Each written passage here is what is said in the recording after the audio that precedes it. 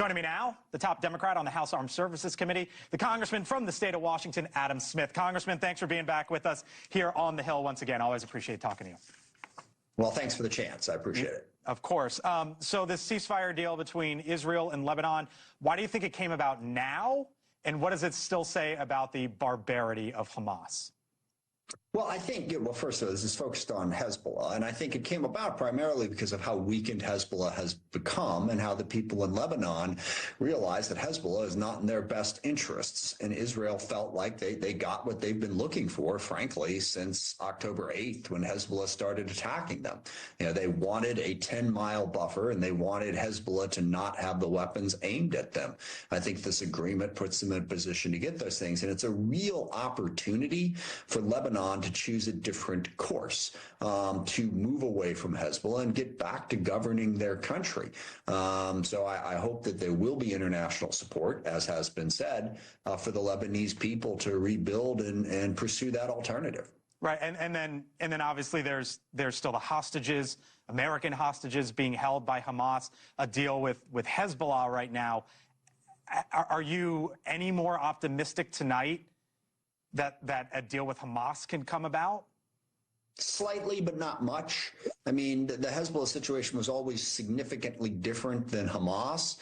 But look, it shows that there has been movement. It shows in part that Israel's efforts to weaken Hamas, Hezbollah, and Iran has put us in a better position, put them in a better position to negotiate a deal. I mean, the problem with Hamas is what's the alternative? Lebanon at least has Lebanese armed forces. There are some alternatives.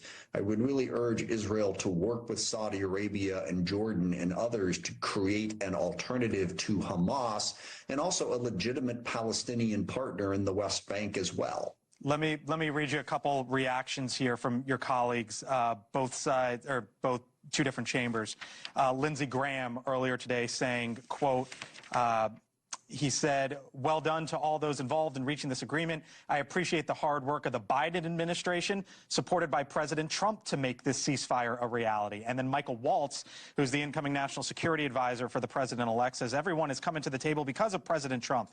His resounding victory sent a clear message to the rest of the world that chaos won't be tolerated. What would you say to the two of them, two different forms, but both of them mentioning President Trump? And do you think his presence as president-elect led to any of this today?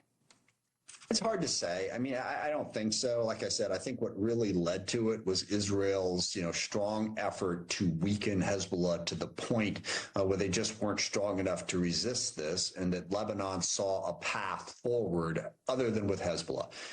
So, it's hard to say what people's perceptions of something that hasn't yet happened, and that would be Trump, getting into the White House, had an effect on it. It would not be my focus. Now, President Trump's going to be in there January 20th, and let's hope he continues to move forward with peace in the Middle East and elsewhere. But, speculating on what impact that had, I don't think is the most important part of this right now. So as I mentioned for our viewers here on NewsNation or those listening to us on SiriusXM, you're the top Democrat, the ranking member on the House Armed Services Committee.